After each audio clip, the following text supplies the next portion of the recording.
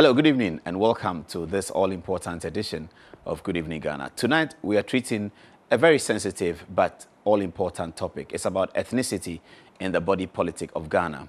And that means we're going to take you back to the hall of the Ghana Academy of Arts and Sciences, and we're taking you back to last Thursday when Mr. Isaac Osei addressed the Adom-Otchere Speaks. He took his turn to address this all-important topic, ethnicity in Ghanaian politics. After that, and predictably, there was a very animated discussion which was led by Professor Audrey Gajekpo, but included also Major Boachijan and Nana Konedo Ajiman Rollins. You should see that as well. So that's our topic for tonight on Good Evening Ghana. We're playing back the Isaac Osei speech, and then we will hear the discussions. For those of you who may not know the speaker, Mr. Isaac Osei, of course, is an Achimotan, but he is a politician. He was first appointed by the Kufuor administration as the Ghana High Commissioner, the High Commission for Ghana in the United Kingdom. Till this day, he's thought to be one of the most successful. His tenure ended and he came back home to become the chief executive of the Ghana Cocoa Board. Again, he was thought to be quite successful at Cocoa Board, bringing Ghana's cocoa production to 1 million tons. After that, he became a member of parliament for the Subin constituency in Kumasi in the Ashanti region. He served 2 terms, and he is now the managing director of the Tema Refinery, recently appointed by President Akufo-Addo. He took his turn to discuss ethnicity in Ghanaian politics. So after the break, you will hear Isaac Osei, and after that, the panel discussion. Welcome to Good Evening Ghana. Take your notes, and let's have a chat afterwards. From Riasa to Kita, we are brothers and our mother is a school. She will guide us on a niche, so to learn that we may teach, so to subjugate ourselves that we may rule. Play the game, shout her name, spread her fame afar. She's the head of all the hosts, she's the school of whom we boast, she's the glory of the coast, Adom-Otchere.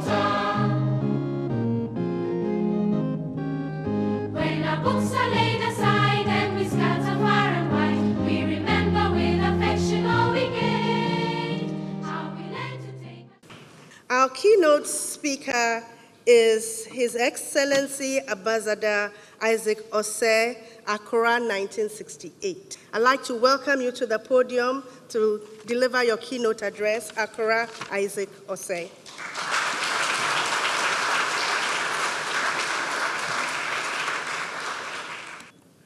I thank you, Audrey, for your kind introduction. Mr. Chairman, I do not know why a simple man like me, who does not want or need any trouble, should be asked to speak on a subject which can be both emotive and divisive, and to do so in the company of distinguished Ghanaians and Accras of high public standing. Considering the quality and experience of the discussants on this panel, I approach the subject matter of this evening's conversation in this jubilee year of our country with some trepidation. Mr. Chairman, this year being our school's 90th anniversary, I am reminded that Adom-Otchere did not train us to tremble in the face of difficulties, but the school prepared us to think sometimes outside the box, to excite our mental faculties, to address issues by finding solutions to problems, and generally to go out into every part of our country as living waters to a thirsty land. Mr. Chairman, I have seen many definitions of ethnicity, but the one which in my view best describes the word is that which sees ethnicity as the fact of belonging to a social group whose members have a common or similar history, culture, language, social norms, and mores. But, Mr. Chairman, there is another word, which probably, because of its pejorative connotation, is not fashionable to use these days, and that word is tribe. Ladies and gentlemen, the word ethnicity compared to the word tribe, which is more primordial, is a rather genteel word. In our context, no one should have any doubt what tribe or tribal means. I'll be using these words interchangeably. Ethnicity in our political development Learnings in a 60-year journey. That is the title of our discourse today. It is useful to start by examining what some others have said or written on this or similar topics. In the Brink of Disaster, a collection of lectures and writings of Ken Saro-Wiwa, he postulates that the lack of competent personnel, the canalization of all energies into the struggle for power, debilitating corruption, and other social evils have arisen because we have ignored the ethnic nature of our society. Ken Saro-Wiwa draws the distinction between ethnicity and ethnocentrism, suggesting that while ethnicity is permanent, its misuse against other groups is what must be fought. In an article on ethnicity and politics in Ghana, Adom-Otchere argues that despite the differences in regime types and ideological positions, ethnicity has come to play an increasing role in the politics of Ghana. At a wedding of his son, to whom I was the best man in 1980, Mr. W.A.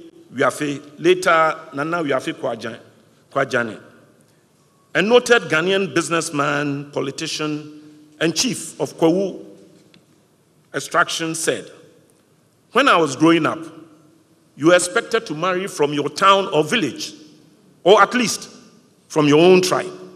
But today, my son is marrying a lady whose parents are Fanti. The world," he said, "is becoming smaller." Mr. Chairman, Ken Saro-Wiwa's point, even though he was speaking about Nigeria, is that our societies are basically ethnic in nature, and all the various ethnic groups are struggling to get a piece of the national cake. To get a piece, one has to control national resources, and this can be done through attaining political power. Hence, ethnic groups have tended to line up behind political parties or leaders who, in their view, are likely to get them their share. The lack of competent people and self-aggrandizement of officials and leaders further draw back the development of our countries. I share Saro-Wiwa's view that ethnocentrism should be fought, since there's no real basis to discriminate against others because they happen to be born into another tribe. I will be discussing with you the perceptions of the Ghanaian people about the various Ghanaian governments 60 years on, and how ethnicity has played a role in our political development. I agree with Adom-Otchere that ethnicity continues to play an important role in the politics of Ghana. Let me come to the point made by Mr. Wiafe. He is showing us that in the past, our horizons were limited to where we came from, to our immediate environs. Today, the limited frontiers of tribe have, through intermarriages, been breached and may yet provide us with one way to the future which we seek. Mr. Chairman, permit me to discuss some political developments in our country, Ghana, over the last 60 years, and see how ethnicity may have influenced various governments. The euphoria of independence from the British Crown in March 1957, under the leadership of Osagyefo Dr. Kwame Nkrumah, and Nzima from the western region of Ghana, promised much for Ghana. Dr. Nkrumah was a democratically elected leader who later became the undisputed dictator of the Ghanaian state. During his tenure, however, ethnicity did not come up as an issue, even though initially Ashanti, parts of the north, and pockets of Accra and the Volta region were implacably opposed to his CPP government. Nkrumah, however, did have a small group of Nzima friends, who, though powerful, remained in the background for a long time. Men like Ayekumi, W.M. Uhal, and William Bedwansa. The trusted Ambrose Yankee, also an Nzima, was constantly by his side. Mr. Chairman, in February 1966, history tells us that Nkrumah was overthrown in a coup d'etat led by Colonel E.K. Kotoka and Eve. The National Liberation Council, which was set up by the military police leaders of the coup, was chaired by General J.A. Ankara, a gun. But the real powers behind the NLC were Colonel E.K. Kotuka, Major A.A. Afrifa, and Asante, and Mr. J.W.K. Harley, and Eve. On April 17, 1967, Kotuka, then a lieutenant general, was killed by Lieutenant Moses Yeboah, a Bono, in an attempted coup. In 1969, General Ankara was forced to resign his position as a result of improper dealings with a Nigerian businessman, Francis Nzerebe. Afrifa, now a lieutenant general, took over as chairman of the NLC. The question of ethnicity reared its head, as it was perceived by some people that Afrifa may have had a hand in the killing of Kotuka. No evidence has ever been made available to support this perception, yet Afrifa may have paid the highest price because of this. But it has to be noted that in politics, perception sometimes mimics reality. Mr. Chairman, as we know, in 1969, the Progress Party under Professor Kofi Abrefa Buzia won elections. Buzia's victory was somewhat clouded by the fact that Nkrumah's CPP had been banned from participating in the elections. The country had promulgated a constitution based on parliamentary democracy. And in a parliamentary democracy, every member of government had to be a member of parliament. The National Alliance of Liberals, under Mr. K.A. Bedema and Eve, an astute politician who, with Kojobo Tio, had masterminded Nkrumah's victory while he was in prison in 1951, won all the seats in the Volta region. Professor Buzia, a Bono from Wenchi, was legally barred from appointing anybody from the Volta region as a minister because the Progress Party had no MPs from the Volta region. It was, however, said then and subsequently that Buzia did not want anybody from the Volta region in his government. This, of course, was not true, but once perception took hold, it became reality.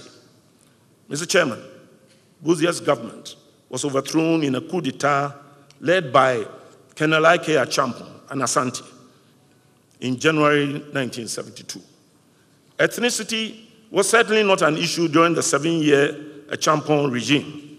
It is to the credit of Achampong that he caused the removal of the requirement of stating one's tribe on public application forms.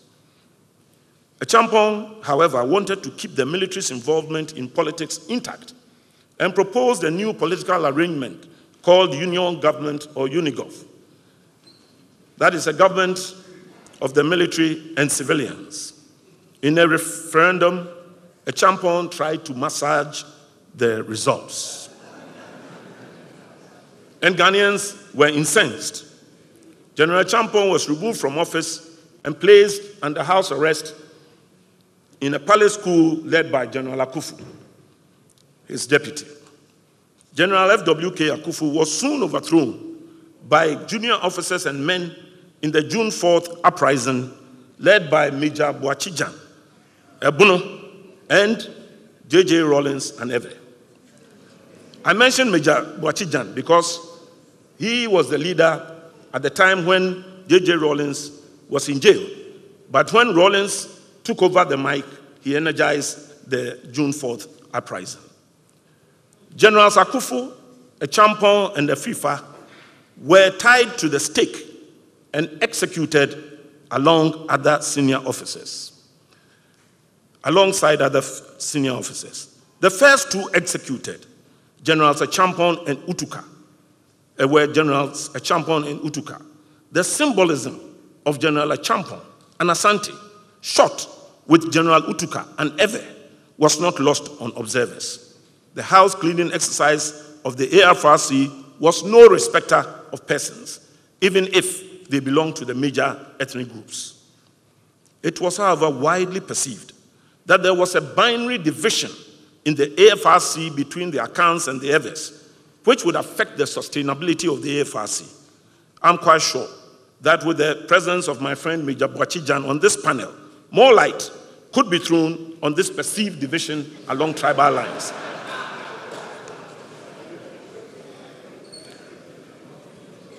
Ladies and gentlemen, in any event, the AFRC lasted only 3 months, giving way to the government of President Dr. Hilla Liman, a Sicily from Gwolu in the Upper West region. The 1979 constitution, under which Dr. Liman operated, was based on a complete separation of powers, very much in the US mold. All ministers were appointed from outside Parliament. Some PNP MPs resented the fact that the real power was exercised by unelected personalities. The PNP was that weakened by internal strife and cabals, making it difficult for Dr. Liman to get a firm grip on the affairs of state. It was also perceived that in Liman's government, there was a disproportionate number of people from the three northern regions, and this was also resented by some in his party. And especially after the death of his mentor, Alhaji Imoru Igala, it was obvious that the center could not hold. It was therefore not surprising that Flight Lieutenant J.J. Rawlings, the chairman of the AFRC, who had handed over power peacefully to Dr. Liman, took back power by force of arms on 31st December 1981. Rawlings' tenure, first as a military dictator, ruling by decree, and then as leader of the National Democratic Congress with a huge parliamentary majority, was marked by the perception that there was a shadowy group of kinsmen, mainly members of the Ajovia clan of the Anlo state, which met regularly and took decisions which were favorable to their ethnic group. This, of course, may be entirely false, but in politics, perceptions may mimic reality. After Rawlings' 2 terms, J.A. Kufuor and Asante and his new patriotic party won elections in 2000. It was the first time that Ghana had witnessed a political turnover from one political party to another. There was the general perception at that time that Rawlings had given far greater opportunities to his own other tribe and the northern tribes to the partial exclusion of the Akans. Kufuor's win was therefore seen by some among the majority Akan group as taking power for them. During Kufuor's tenure, it was perceived that the ethnic complexion of his government was skewed in favor of the Akan tribes, especially his own Asante people. Kufuor was also attacked for not having at one time or the other any minister from the Upper West region, even though he could not claim, as Busia did, that he was constitutionally barred. The difficulties which had encompassed the regimes of Busia and Liman led Ghanaians to adopt what is essentially a hybrid of the parliamentary and presidential systems. From 1992, a president could appoint ministers from within or without parliament, with the constitutional limitation that the majority of the ministers had to be from parliament. In 2008, another political turnover occurred, with the pendulum this time swinging in favor of the National Democratic Congress, led by President John Evans Atta Mills from the Central Region. Mills's government was not distinguished by any ethnic coloration. He unfortunately passed on during his first term, marking the only time a sitting head of state had died in office. His demise paves the way for the Vice President, Mr. John Mahama, a Gonja from Bole, to take up the position of president. He wisely brought in Mr. Misata, who, like Mills, was a Fanti, as his vice president. After completing Mills's term, Mr. Mahama secured his own mandate to govern after winning the 2012 elections. And for the first time, we had a fully fledged election petition brought by Jacob Echebilamte, Nana Akufo-Addo, and Dr. Mahamadou Bawumia. And after a very lengthy court process, the Supreme Court ruled against the plaintiffs. The leader and candidate of the new patriotic party, Nana Akufo-Addo, decided not to seek a review of the decision and made a statesman-like statement accepting the decision of the court and thus the results of the election. During Mr. Mahama's term, the general perception, and it's not too long ago, the general perception was that he promoted the interest of his kith and kin to the detriment of other ethnic groups, especially in appointments, scholarships, business deals, and recruitment to the public services, especially the security agencies. This was the general perception.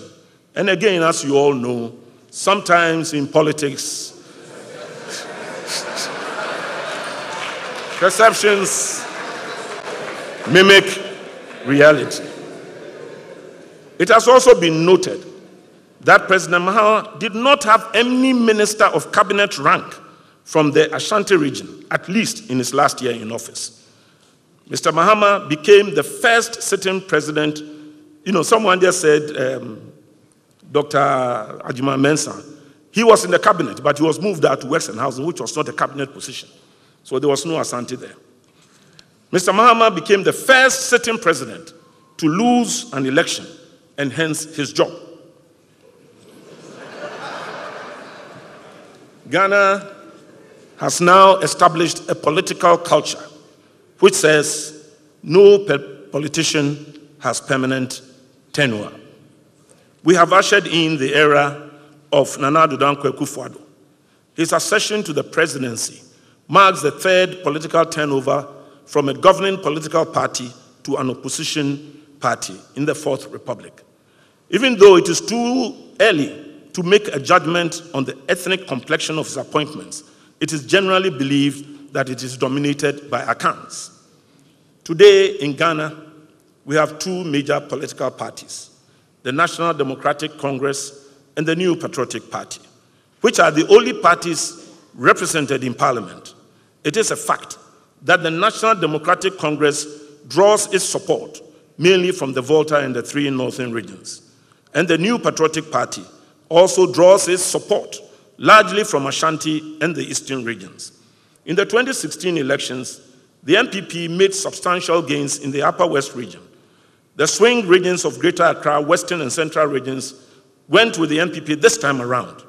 So can we then say that the NPP is an Ashanti party or that the NDC is an Ewe party? This is a matter I leave to you to think about and discuss. Mr. Chairman, I am of the opinion that 60 years on, many of us may still be in our tribal cocoons. Our perceptions are formed on the basis of our own worldview.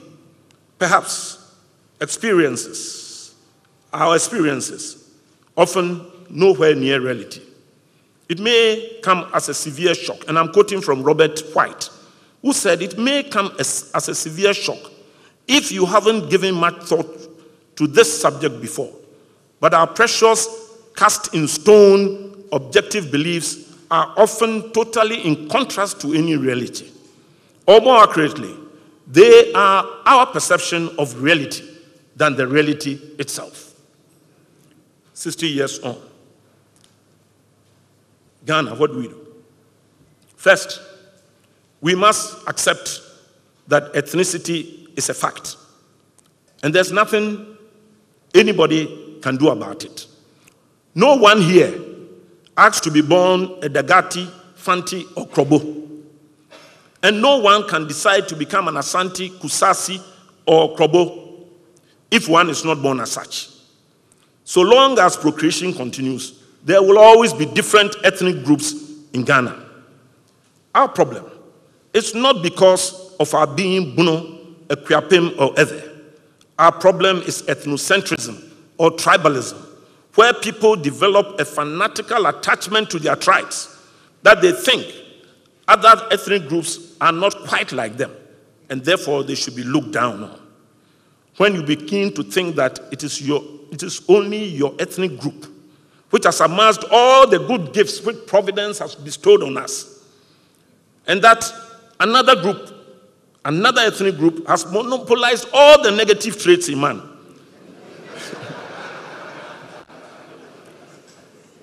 Then, my brothers and sisters, we get into the realm of stereotyping.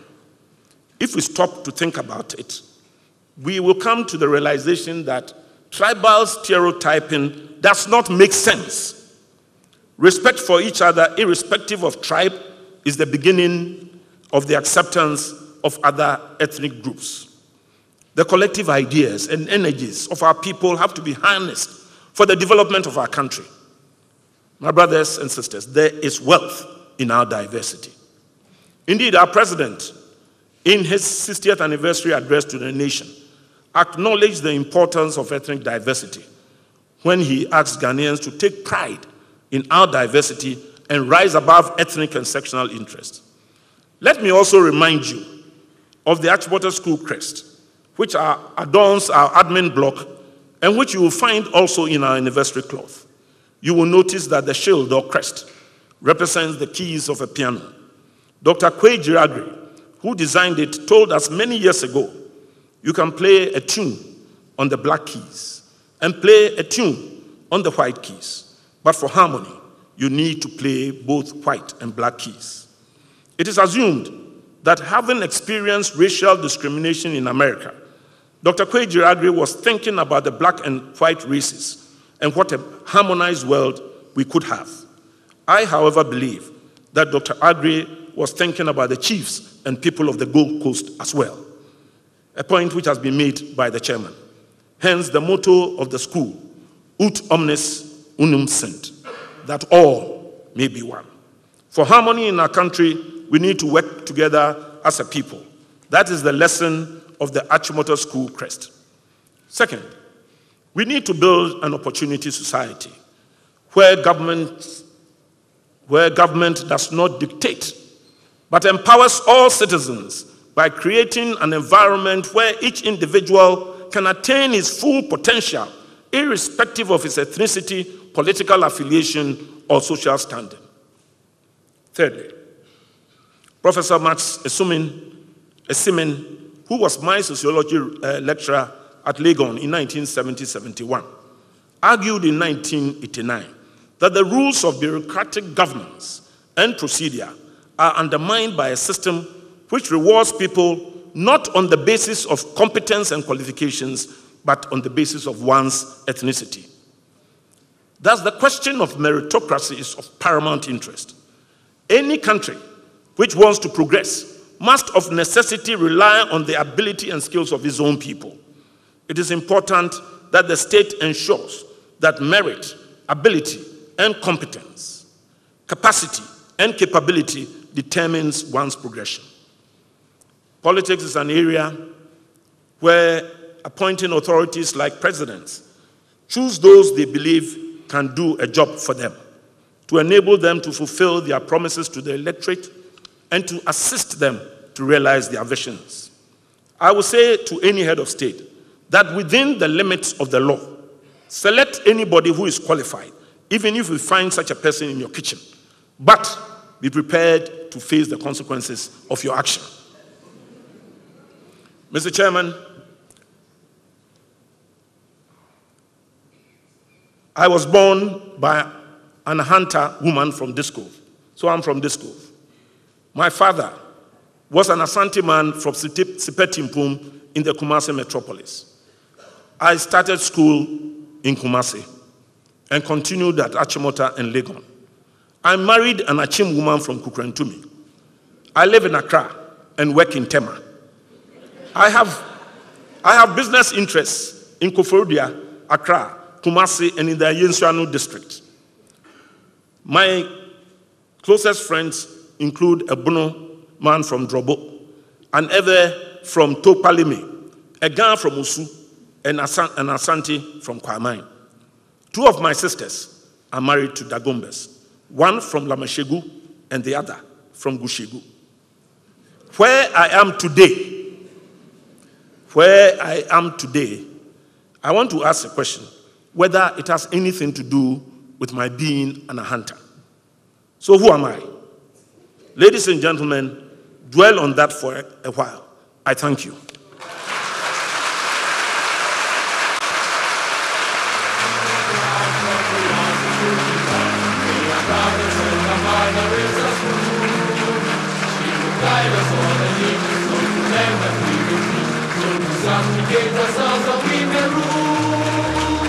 Play the game, shout her name.